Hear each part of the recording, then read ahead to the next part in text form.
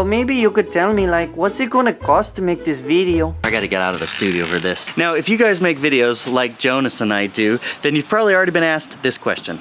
So how much is this video gonna cost me, huh? And maybe you're pretty good at answering it, but if you're a newbie, then conversations might go a little bit like this. I think we need to do a video about my thing. No, I think we should too. Yeah, so I need to know how much it's gonna cost. Well, I mean, I don't know. I could see like a 5-minute video or something. I don't know. I've never done that before. $50 maybe?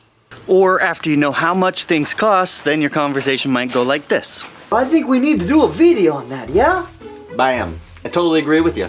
I think we should do it too. Well, what you gonna cost? Well, videos are like really expensive, like super duper expensive. So I'm gonna say like, you know, like what a car costs, something like that.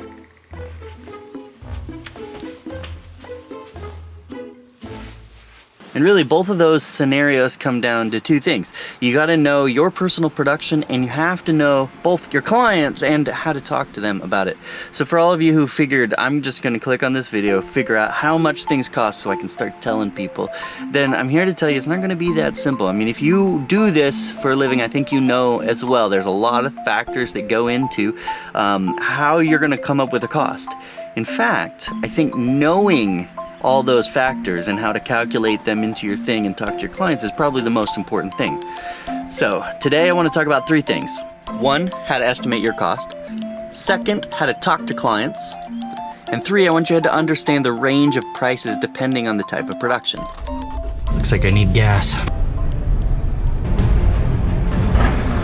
All right, the first thing you gotta do is figure out your costs. So this is where you need to sit down, take out a piece of paper, write all this stuff down. I'm gonna go through it one at a time.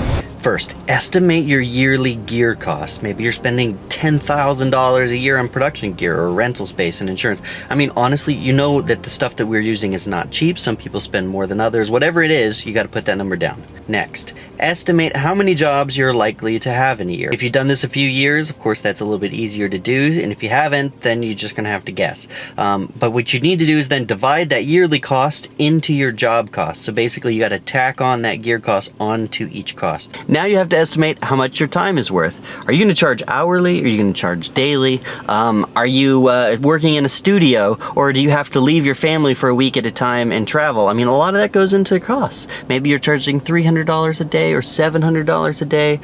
I know it's a little bit difficult to figure out how much you're worth, and if you're new to this, well, we can get to that in another video, a little bit more on that at the end. But essentially, whatever your costs are, put that down. Now you have to figure out how many days it's gonna take to do the project. Now this is both your time and other people's time. So if you have to hire people for a week or so at a time and just add it up, is it 30 days or what? Now I like to always think, if something were to happen to me and other people had to take it over, how many days would it take a crew? And that's how I estimate it, because you can't expect others to work for free or cheap or long hours. So just be realistic at that stage, okay? So next you have to plan for unexpected time. Essentially what this means is, okay, say you know that it probably takes 3 of you about a month to do a project. That's 90 man-hour days. It's a lot, but not too unrealistic. But then you deliver it to your client, and your client's really picky, and maybe they demand reshoots or re-edits, and the process could go on and on. It could take double the amount of time that you originally planned for.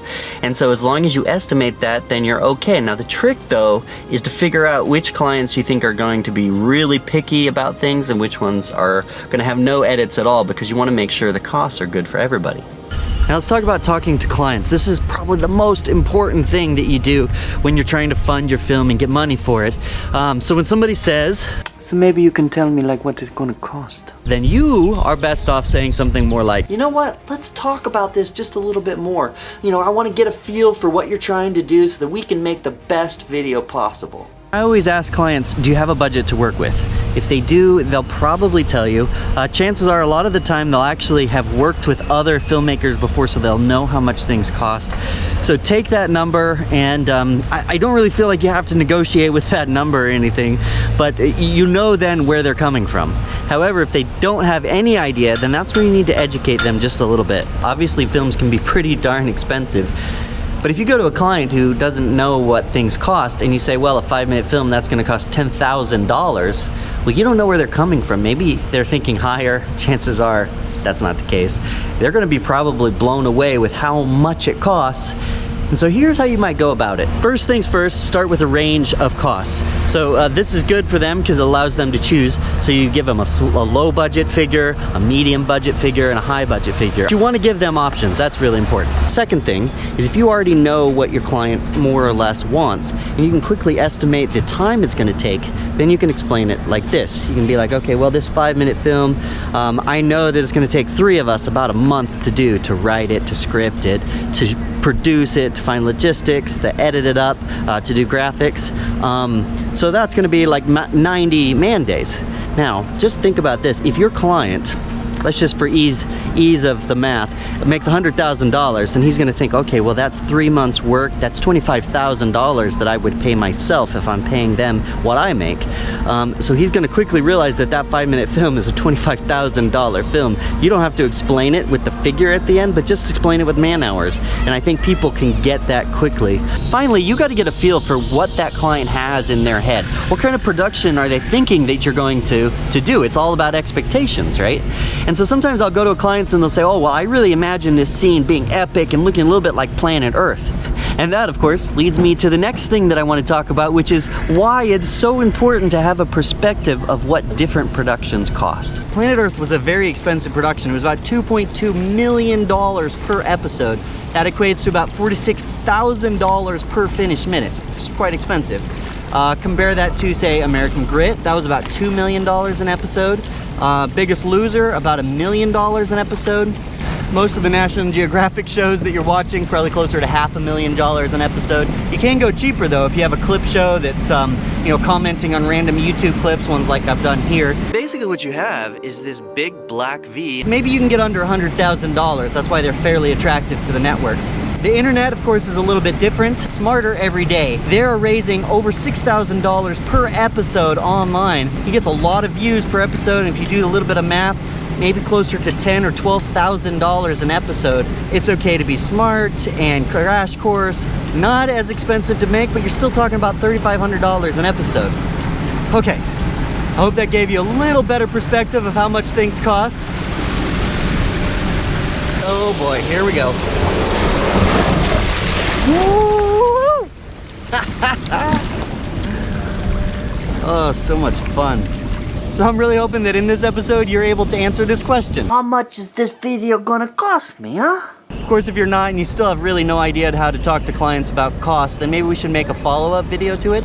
I think this a little bit depends on you guys. Leave us, comments in the comment section below. Tell us what you think. I'm gonna query my friends, try to figure out how much different things cost. Sound production people, camera people, on-camera talent, stuff like that. It's good for you guys to know. I need to do a little bit more of a survey. It would also help us out as a community if you would leave comments down below if you're willing. If not, maybe you can just email us directly. I'm leaving a link in the description for that. Now to get my workout in.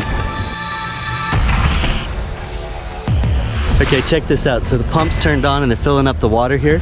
And then look at this. There's this little barricade that they bring up. They've actually put air into it. And then when it's full, they lower it down and the water just rages through there. This is where I go every day. So I thought you might like to see my training facility.